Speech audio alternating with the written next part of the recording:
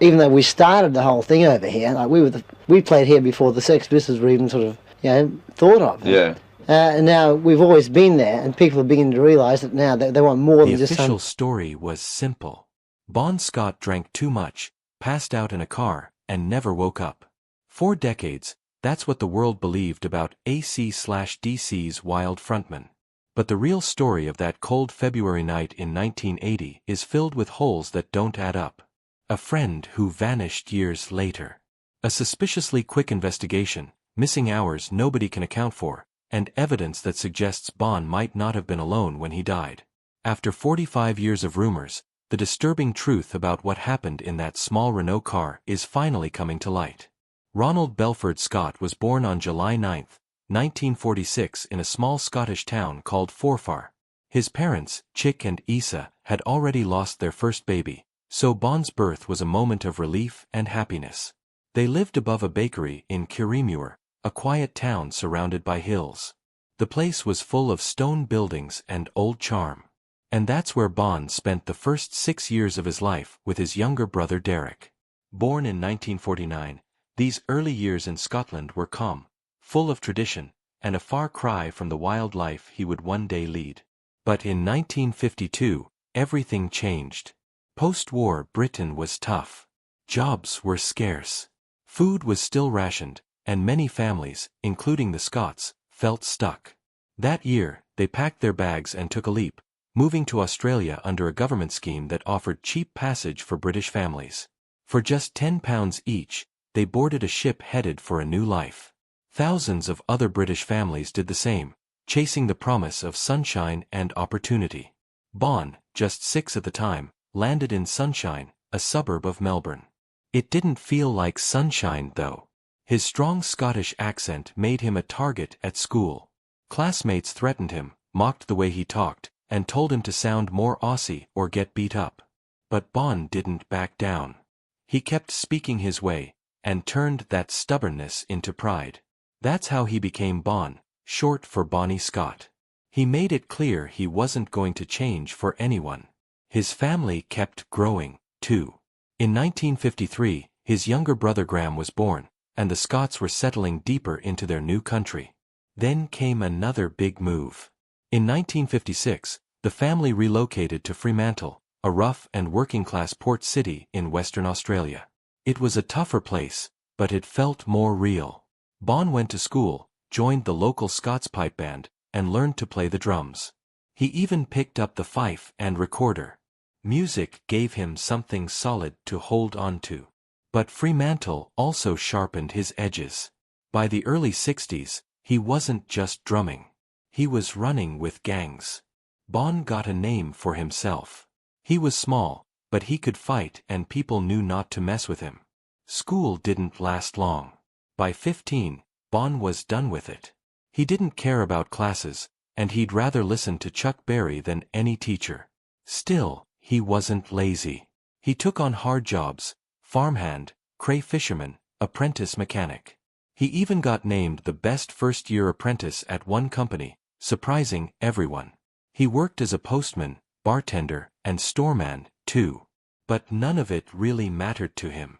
It was just something to pay the bills while he chased the only thing he really wanted, to be a singer in a rock band. At the same time, his life on the streets was spiraling. Between 1957 and 1963, Bon led one of the toughest teen gangs in Fremantle. He smoked, drank, fought constantly, and started using drugs. When a friend got roughed up by police, Bon snapped and beat one of them badly. He even got a tattoo that read "Death Before Dishonor" across his lower belly just above the belt line.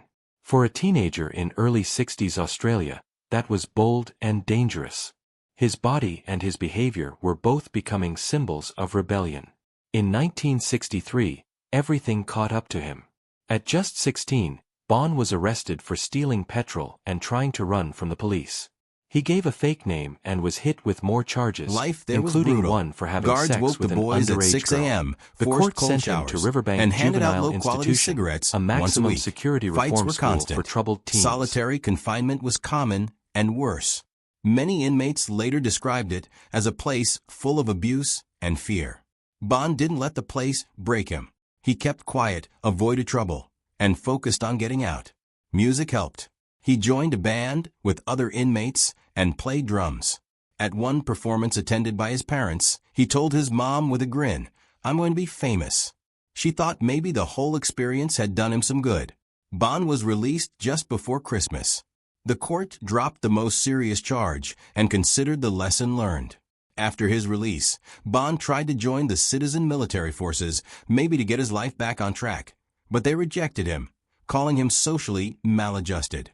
That label didn't bother him. In 1964, Bon Scott was just a kid in Perth with a dream and a drum kit. He helped form a band called The Spectators, sharing the stage with John Collins.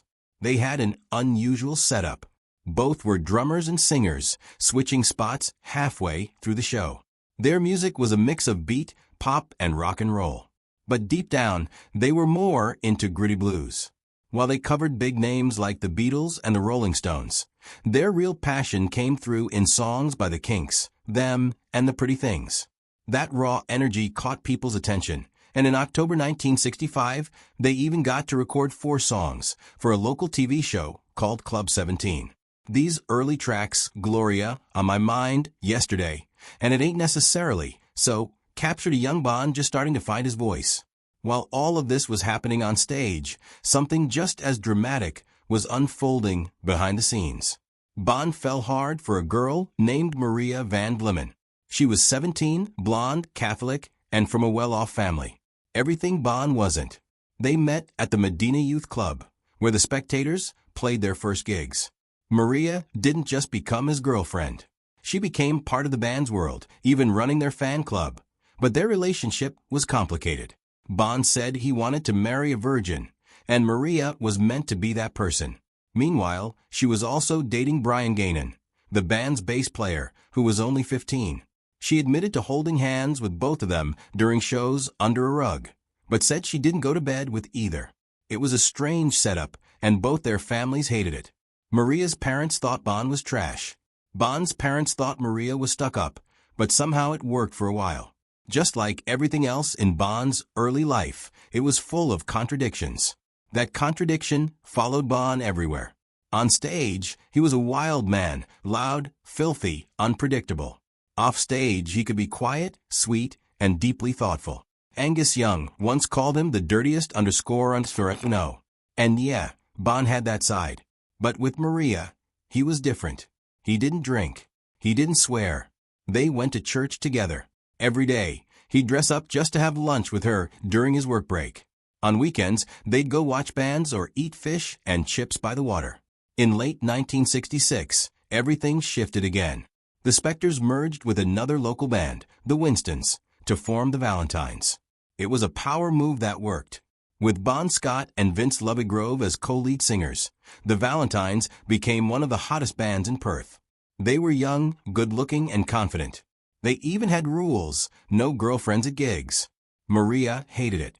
Bond tried to go along with it, but Maria kept showing up, furious at both Bond and Lovegrove for the rule. Still, the band kept rising. The Valentines hit the Perth charts with a cover of Every Day, I Have to Cry, and soon moved to Melbourne to chase bigger stages. That move changed everything. They started working with Harry Vanda and George Young from the Easy Beats, who wrote catchy songs tailor-made for their double vocal setup. By 1969, they had a national hit with Juliet and another with My Old Man's A Groovy Old Man. The bubblegum pop sound worked, especially with young girls who couldn't get enough of their energy and charm. They toured with some of the biggest names in Australian music, including Russell Morris and Johnny Farnham, and were even featured in a major tour called Operation Starlift. But just as things were peaking, trouble hit. In September 1969, police raided the band's rehearsal space at a surf club in John Juke, Victoria. They'd been watching for weeks, tipped off by a jealous rival. That night, officers found a pipe and some Moroccan marijuana powder. It was Australia's first major drug bust involving a rock band, and it made national headlines. The magazine Ghost Set wrote that the pop world rocked after the news broke. Each band member was fined $150 and put on a good behavior bond. But behind the scenes, the story ran deeper.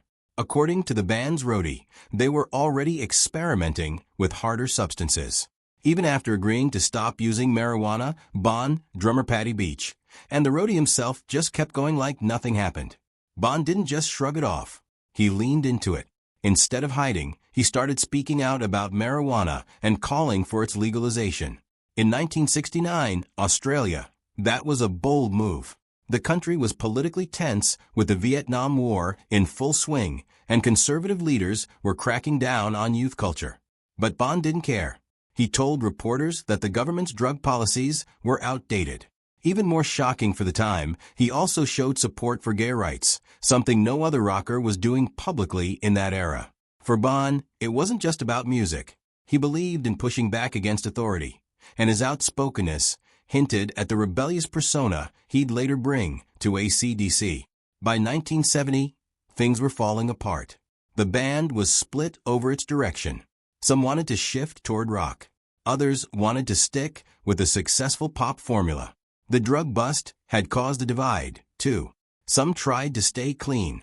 Others, like Bon, didn't bother. Their roadie remembered how it went. Bon, Patty, and he kept partying while others tried to follow the rules, at least for a while. That split broke the band's rhythm. Even though fans still loved them, especially back in Perth, the group couldn't hold together. In August 1970, the Valentines quietly broke up. After his band, the Valentines fell apart in 1970 due to a drug scandal. Bon Scott made a bold move. He left behind the pop music scene and headed to Adelaide, where he joined a band called Fraternity. This group wasn't mainstream. They were into progressive rock, mixing psychedelic sounds with blues and boogie. It was a new world for Bon. He wasn't just a wild frontman anymore. In Fraternity, he had room to grow. He began to shape the unique voice and stage style that would later make him famous.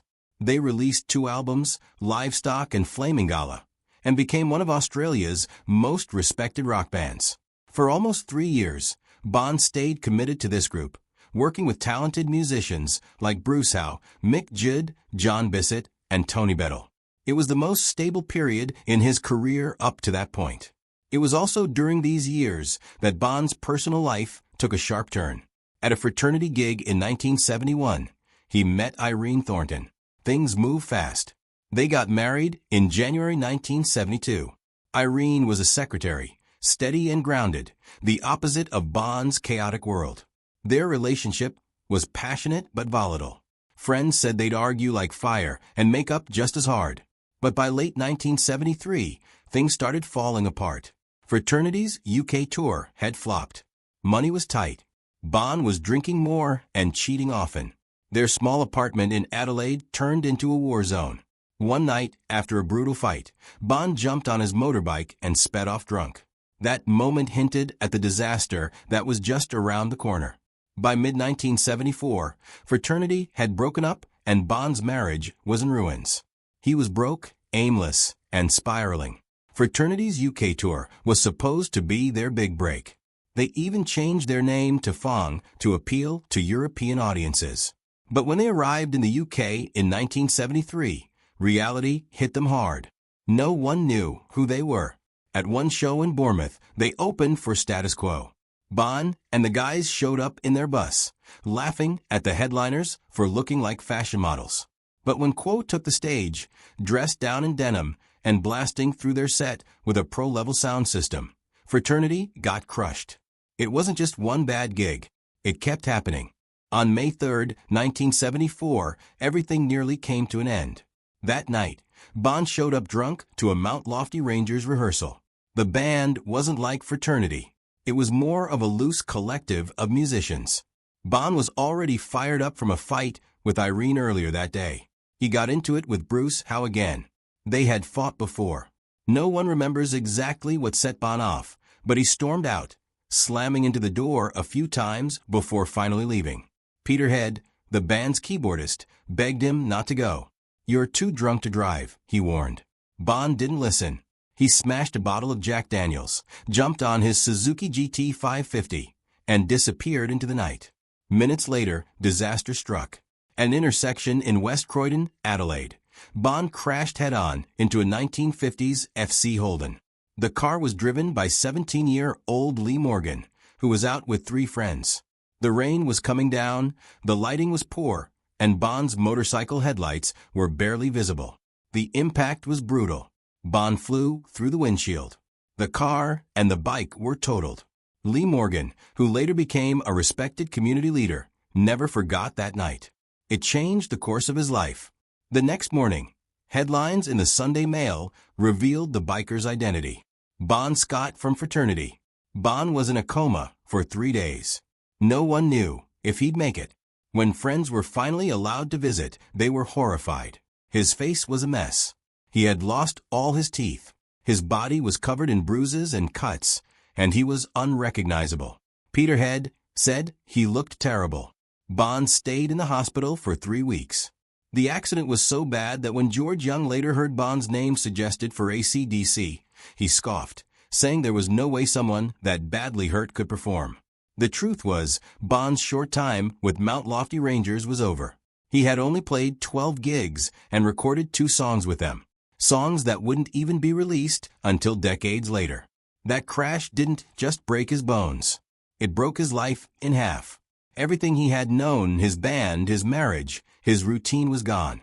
During recovery, he had to take odd jobs just to get by. He was mowing lawns, painting walls, doing whatever he could. He was 27 and scared. He thought he was too old to make it in music. He needed a fresh start.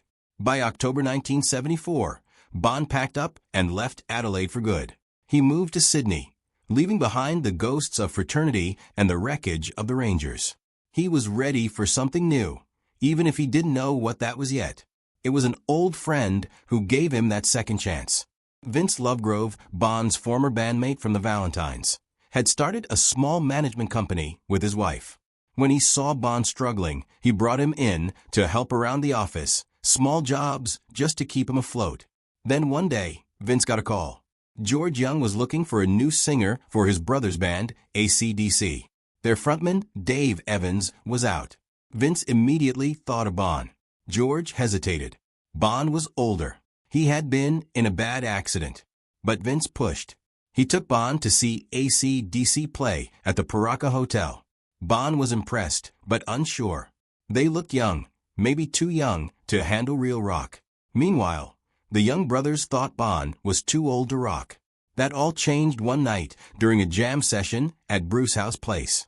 They played all night. The chemistry was instant. Something clicked.